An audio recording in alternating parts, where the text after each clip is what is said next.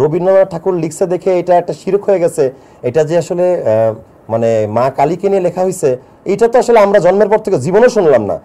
জাতীয় সঙ্গীত পরিবর্তনের একটা কিন্তু কথা চলছে এবং আপনি এটা নিয়ে বেশ সরব ছিলেন সোশ্যাল মিডিয়াতে। আমি যদি দু একটা স্ট্যাটাসের কথা বলি, আপনি বলছেন যে জাতীয় সঙ্গীত নিয়ে চুলকানি কিসের, এদেরকে পাগলা মলম দিতে হবে। এছাড়া যাদের আসলে এই গানটাকে নিস্তেজ মনে হয় তাদেরকে আশিক বানায় শোনার জন্য আপনি পরামর্শ দিয়েছেন। ডিজে বাহরুল শুনতে বলছিলাম, জালালি সেটের গানও কিন্তু শুনতে বলেছেন। তো মানে এটা কেন আসলে, আপনি কি তাহলে এর পক্ষে নাকি বিপক্ষে? না, আমি বিপক্ষে কেন যাব আসলে, মানে বিপক্ষে যাওয়ার মতো কি হয়েছে? ব্রেন ওয়াশ হইলেই হবে না, পড়াশোনা করতে হবে। আমি এটার বিপক্ষে গেছি মানে যে আমি অমুসলিম হয়ে গেছি তাও তো না। আমি কোরআন শরীফের 30 পারা বাংলা আমার নিজের সজ্ঞানে পড়ছি, 2টা ভার্সন পড়ছি, তো নো যে আল্লাহ কি বলছে, যেন আমার সাথে একটা রাস্তা থেকে ঠাস করে লোক এসে ইসলাম নিয়ে তর্ক করতে না পারে, না বলতে পারে যে মিডিয়ায় কাজ করো, তোমার কোনো আইডিয়াই নেই। বুঝছেন বিষয়টা? সো আমার তো এখন রবীন্দ্রনাথ ঠাকুর লিখছে দেখে এটা একটা শিরক হয়ে গেছে, এটা যে আসলে মানে মা কালীকে নিয়ে লেখা হয়েছে, এটা তো আসলে আমরা জন্মের পর থেকে জীবনে শুনলাম না, বা পড়াশোনা যারা করছে কেউই তো এই ব্যাপারটা জানলাম না।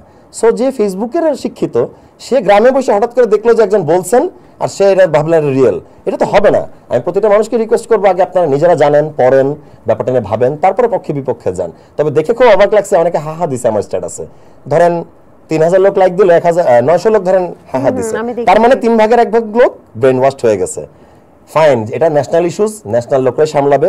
কিন্তু আপনি যদি আমাকে বলেন আপনি কি যুদ্ধে যাবেন কিনা জাতীয় সঙ্গীত পরিবর্তনের জন্য, তাহলে জাতীয় সঙ্গীত যেন আমার সোনার বাংলায় থাকে, সেটার পক্ষে থেকে যুদ্ধে যাব, মানে গান ফাইট করতে রাজি আছি। যদি দুই পক্ষের বানামারি হয় তাহলে আমি যাব। যে কেন গান চেঞ্জ হবে আসলে, মানে জাতীয় সঙ্গীত চেঞ্জ করার মধ্যে কি আছে?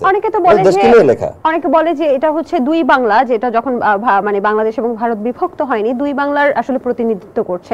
তো এখন তো বাংলাদেশ আসলে একটা সাইড এবং ওই বাংলাটা তো আসলে আলাদা হয়ে গেছে। আমি ইতিহাসটা জানি, এগুলো জানি, পড়ছি। হ্যাঁ, তাহলে এই রকম তো অনেকে বলছে। আচ্ছা হোক দুই বাংলার, আপনি যখন গানটা গান তখন কি আপনি কলকাতার স্মৃতি ভাষা চোখে নাকি আপনি নিজের দেশ দেখেন, এটা বলেন। আমি যতবার স্কুল থেকে গাইছি, ক্যাট ক্লোজে গাইছি, বা এখনো গাইতে, এই আন্দোলনের সময় তো আমরা রাস্তা দ্বারা গেছি, তো আপনি কি কলকাতা দেখেন? কলকাতার আকাশ বাতাসের গন্ধ আপনার নাকে আসে নাকি আমাদের দেশের নদীর আর গাছপালার গন্ধ আপনার নাকে আসে? আপনি বলেন, আপনার কি আসে, কি ফিল হয়? তাহলে এটা আমাদের জাতীয় সঙ্গীত। সে কত সালে লিখছে? এই বাংলাদেশ জন্মানোর আগে লেখা হয়েছে। এটা যে এই পার্সপেক্টিভে লেখা হোক, এইটুকু তো শিওর, এটা শিরক না। মানে এটা আর কি কোনো মানে প্রতিমাকে নিয়ে গান না। আমি ততটুকু আল্লাহ বিশ্বাসী, যেটা যদি কোনো মাকে নিয়ে বা প্রতিমাকে নিয়ে লেখা হতো, আমি গাইতে রাজি হইতাম না, আমি বিপক্ষে যাইতাম। জিনিসটা এরকমটা না। জিনিসটা আপনি লজিক্যালি আসেন, তাহলে আপনার কথাটা রাইট। যদি আপনি লজিক্যালি রং হন, তাহলে আপনার পক্ষে আমি নাই, সে যেই হন।